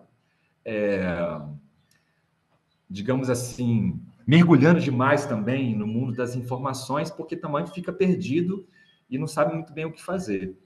Então, porque a mulher, isso a psicologia explica, né? É a mulher que faz a apresentação do filho para o pai. E o pai, de alguma forma, ele colabora para esse corte do cordão umbilical simbólico. Porque até uma certa idade, mãe e filho se entendem como uma coisa só. E aí a Fernanda, quando ele falou que ela até os 4 anos, ela meio que, como é que ela falou? Centralizou, é uma coisa muito do universo materno mesmo, que ela, né, falou com mais propriedade que eu, né, gente? Eu só estou aqui reproduzindo. Então, essas compreensões precisam ser importantes, porque o pai vai exercer esse papel. Imagina, a mãe fundida com a criança, chega um ponto que a mãe não dá conta. Por quê? Porque ela precisa cuidar do próprio corpo, cuidar do seu emocional, cuidar da sua vida, cuidar das suas relações, do seu trabalho, do seu projeto de vida, que em alguma coisa está vinculado com o parceiro, mas em outras coisas não. Então, o homem tem esse papel, então, de ser parceiro, companheiro nesse processo, né? Até uma certa idade, o homem tem mais o papel de ajudar a parceira, ou parceiro, se for homoafetivo, e depois de uma certa idade, o homem pode ajudar a mulher na divisão de cuidados com o próprio filho, né? E aí, gente, sobre as possibilidades, eu queria aqui citar algumas, né? A primeira delas, eu tenho visto aí, tem um projeto de lei, que é o projeto de lei número 3.773, do ano passado, que, por incrível que pareça, ele já está na Comissão de Constituição e Justiça, se eu não me engano, acho que ele é a penúltima comissão antes de ir para plenário, para votação em plenário no Senado Federal, que amplia a licença paternidade de 5 para 60 dias. Então, esse projeto de lei é muito importante. O que vai fazer com 60 dias? Tem mulher que já disse assim para mim, eu não apoio esse negócio não, porque se o meu marido não ajuda com 5 dias, com 60 aí que ele vai jogar futebol todo dia, e não sei o quê, e vai beber cerveja. Bom, a gente sabe que, igual eu falei lá sobre a visão do homem na sociedade, culturalmente, se o homem também não fizer esse processo de reeducação do que é ser homem, ser pai, provavelmente vai acontecer isso mesmo, com relação a muitos homens. Vão gozar esses 60 dias fazendo outras coisas de menos estar com a mulher, a parceira ou parceiro e com o filho. Mas é importante que a gente entenda que isso aqui é uma das iniciativas. Tem que ser outras também que colaboram nesse processo. Uma outra possibilidade é, por exemplo, às vezes eu fico vendo que o casal ambiciona tanto uma vida de ostentação, uma vida com carro do ano, uma casa própria, morar não sei onde, não sei o que, estudar numa escola particular. Gente, menos é mais e é melhor. Às vezes, quando a gente tem um filho e a gente quer realmente cuidar desse filho com zelo, com tempo de qualidade, é preciso simplificar a vida, gente. Porque se a gente seguir mergulhado nessa matrix do sistema, isso não vai acontecer. Vai adoecer o homem, a mulher e as crianças junto. E esse adoecimento já está acontecendo, né? Já está acontecendo. Por isso essa vida corrida, muitas das vezes, né? Então, é muito importante, se o casal não tem filho, refletir sobre o projeto de vida que querem ter. Se vai ser preciso uma transição profissional ou não, né? O local de residência. Eu vejo muitas famílias, claro, nem todas podem, ok? Se mudando da cidade grande ou da cidade média para uma cidade menor, ali na área de abrangência, para estudar numa escola pública, para colocar o filho na escola pública, porque ali a criança vai para a escola a pé com outros coleguinhas da vizinhança, né? As crianças podem brincar num gramado ou na praça pública sem se preocupar, porque carro está passando para lá e para cá, porque tem violência, aquela coisa toda, né? Tem contato com a natureza. Então, acho que isso tudo precisa permear, entrar no radar da família de alguma forma, se possível, né? Colocar o filho como prioridade, né? Às vezes eu acho que tá tão automatizado essa questão de ter filho, porque esse é outro padrão social, né, gente? Especialmente na vida da mulher. Quando a mulher casa, a família já começa a pressionar: cadê o filho? Se ela tem um filho, já começa a pressionar: cadê o segundo? Né? Ou então, se ela está solteira, vai casar, não? E aí, o que acontece? É importante colocar o filho como prioridade dentro desse projeto de vida. Como é que vai ser criado esse filho? Como é que vai ser educado? O que a gente gostaria? Né? E tudo mais. Essa conversa é importante sempre que possível, né? E a outra possibilidade, gente, eu acho que tem um autor que chama Gandhi Priorsky, que fala muito do brincar na infância. Depois que eu o conheci, depois que eu li o livro dele, depois que eu assisti ele uma vez pessoalmente, eu fiquei encantado, porque o brincar, quando eu falo brincar, não é com brinquedos prontos, é o brincar livre. É aquele brincar que a criança criativamente, imageticamente, ela cria por si mesma, e quando a gente se coloca à disposição com um tempo de qualidade para estar com a nossa criança, em algum momento que seja, brincando, porque a brincadeira, o brincar é a linguagem da criança com o mundo, né? Essa intermediação. Quando a gente participa disso, especialmente quando esse brincar acontece ao ar livre, em contato com a natureza, gente, isso tem um poder incrivelmente lindo de fortalecer vínculos e, enfim, e assim por diante, né? Então, quando eu trago isso tudo, eu trago porque fazem parte das minhas vivências nesses 9 anos que eu estou pai, né? Que eu sou pai. Então, a gente faz muito isso na medida do possível. Hoje eu sou um pai meio frustrado, e estou no processo de me adaptar a isso, né? Porque a escola hoje exige tanto da minha filha, que eu já, assim, já comprei tantas brigas com a escola, hoje eu não compro mais. A minha psicóloga falou: André, você vai ter que aceitar que a Matrix está aí e você não está fora da Matrix. Se você puder, mas não enfrente, porque você não vai vencer essa guerra sozinho. Então é isso, gente. Vamos lá dialogar com o que vier. Obrigada, André, pela sua colaboração, por sua participação, por trazer um olhar da sua vivência. A gente sabe que as vivências, elas são múltiplas, né? A gente tem condições aí de maternidade, paternidade múltiplas também, de acordo com o contexto social, cultural, econômico, mas todos perpassam pela questão do vínculo e de que é possível, né? É possível fazer outras escolhas, né? É possível. Eu fico assim, a gente às vezes cria um estereótipo de que a família é pobre, ela tem que trabalhar o dia inteiro. Eu também concordo, né? Eu também vou entrar agora numa sabatina de trabalhar o dia inteiro, que eu tô até vendo o que eu vou fazer. Mas é importante a gente entender que, mesmo nesse âmbito, a gente tem condições, principalmente o município, de criar políticas que podem ajudar essa família ter mais tempo de qualidade, mesmo as mais, né, vulneráveis. E muitas vezes isso perpassa pela informação. E aí o Plano Nacional traz essa perspectiva de tanto do CRAS, da escola, do sistema de saúde lá, ou com o pediatra, com a ginecologista, ou ginecologista, ou obstetra, trazerem essa perspectiva da informação para a família, independente se ela é pobre ou não, porque muitas vezes uma informação faz toda a diferença na vida dessa pessoa, dessa mãe ou desse pai.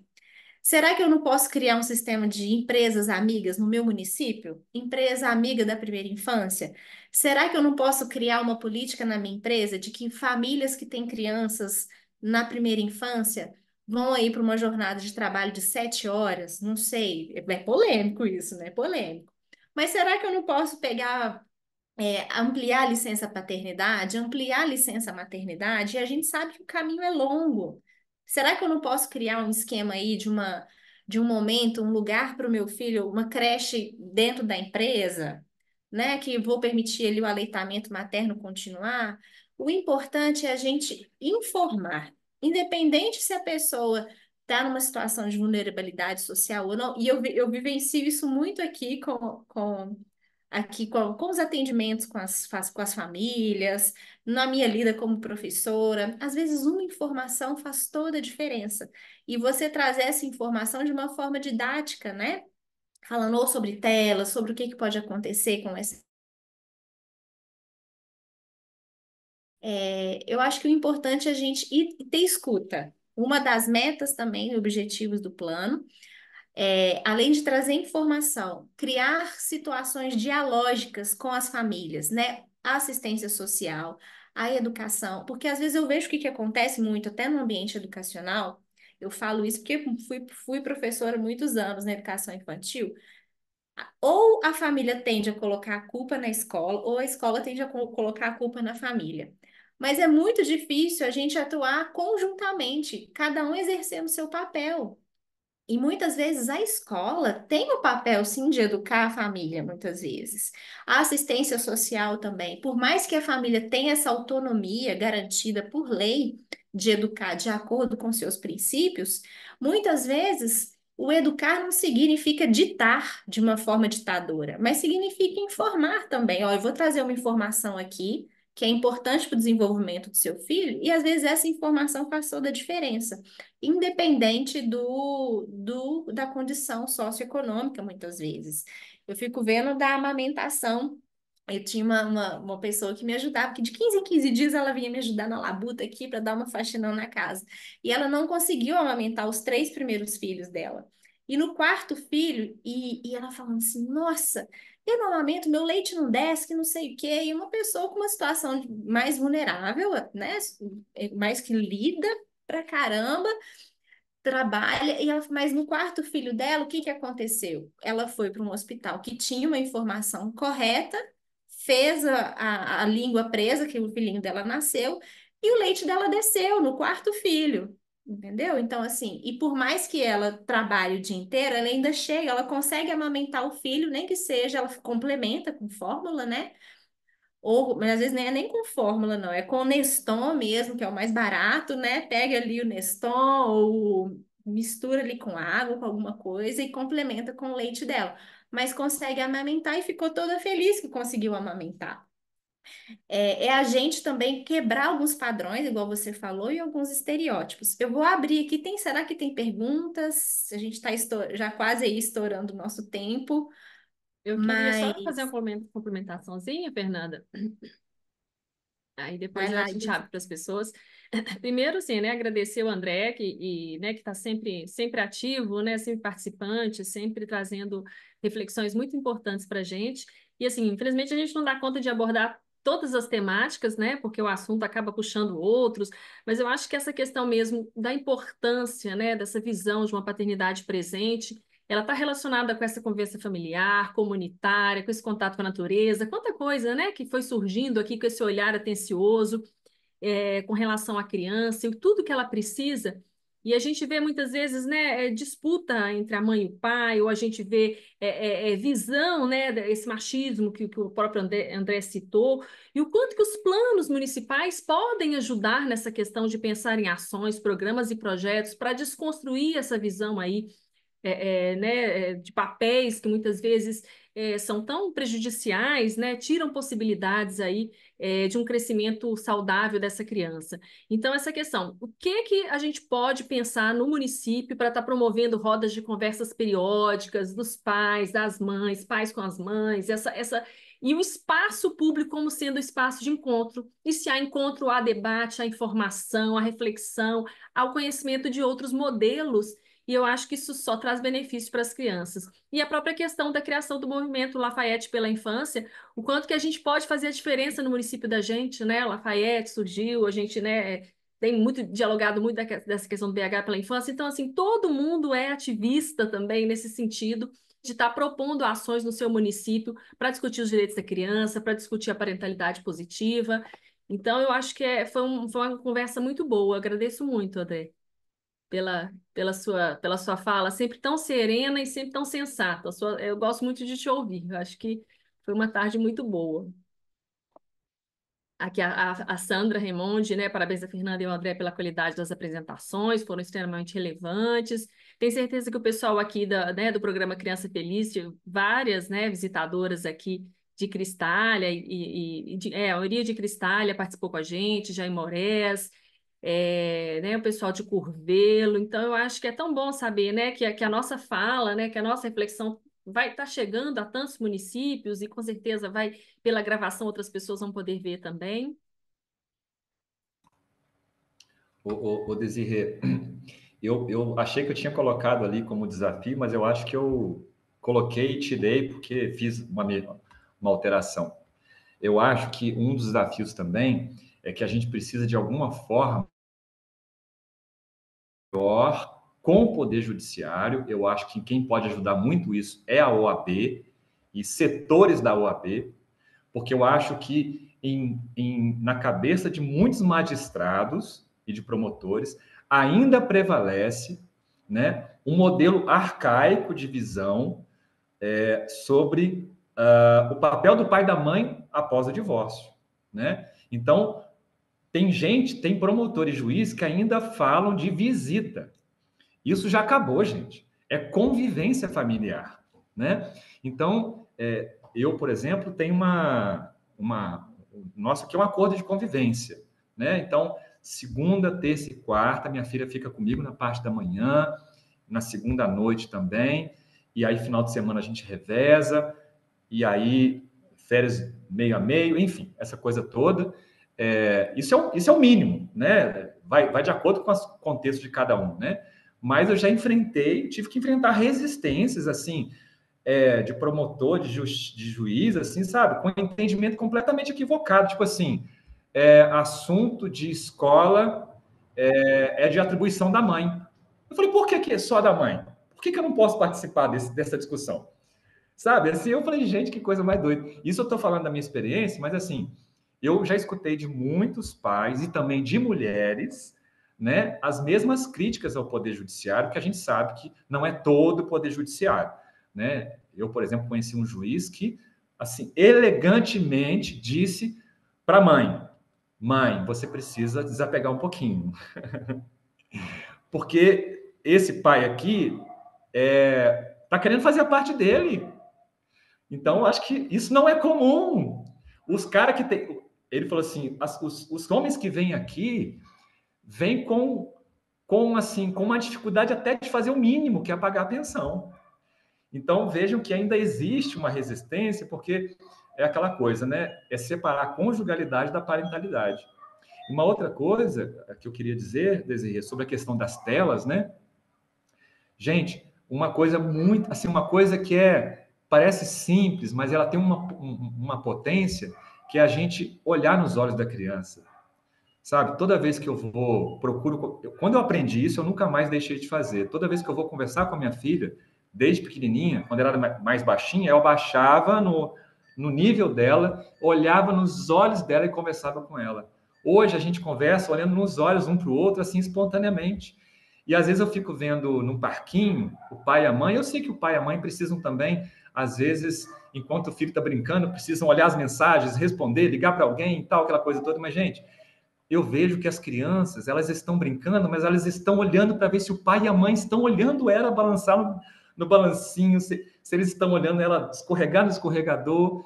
Então, elas querem, de alguma forma, interagir com o pai e com a mãe, mesmo brincando num brinquedo, né? Então, eu procuro usar muito o celular comigo. Aí eu uso até demais, às vezes, porque junta muita coisa, né? Quando ela está comigo, eu uso com muita parcimônia, porque eu sei o quanto que isso interfere, né? Então, quando possível, a gente sabe separar esse tempo, igual a autora do livro da Disciplina Positiva, né? Quando ela fala, se é o tempo com a criança, é com a criança. Se você atender uma ligação, você fala assim, eu posso te ligar depois, porque neste momento é o momento que eu estou com meu filho num parquinho. A criança ouvindo isso, gente, sabe, é um sinal de que ela está sendo importante ali naquele momento, que você valoriza aquele tempo com ela. Eu queria só citar essas duas coisas. Eu acho que é isso, né? O Desirê, pessoal, quem tiver, estamos aí à disposição para continuar tirando dúvidas. Se querem mais ideias sobre proporcionar esses momentos de convivência, de reforçar junto com a comunidade aí do município de vocês a importância da família, aproveitem as reuniões de pais, aproveitem os encontros no CRAS, com o pediatra, e orientem os profissionais públicos a serem abertos para esse diálogo, a serem acolhedores. Pensem num clima organizacional, coloquem isso nos planos municipais de vocês, para que essas pessoas possam ser ouvidas de forma digna, né? Independente da se a pessoa, não vou esse pai aqui, essa mãe aqui, não vale a pena perder tempo com ela, não sabe? É a gente ir trabalhando esses padrões também que a gente tem enrijecidos com relação ao atendimento público e que é possível a gente fazer uma transformação de pouquinho em pouquinho, com informação. Agradecer aí a presença do André, obrigada Desirê aí por estar acompanhando a parte técnica, Sandra aí da Rap também sempre presente. Obrigada. Você quer dar um oi, Rafinha? O Rafinha acordou agora. Você quer dar oi? Não, tá mamando. Quer dar oi? Dá um oi e tchau. Acabou de acordar. Oi, Mas Rafa. obrigada a todos e todas aí. Isso, obrigada a todos, gente. Obrigada, André. Até mais, Valeu, gente. gente. Tchau, tchau. Tchauzinho.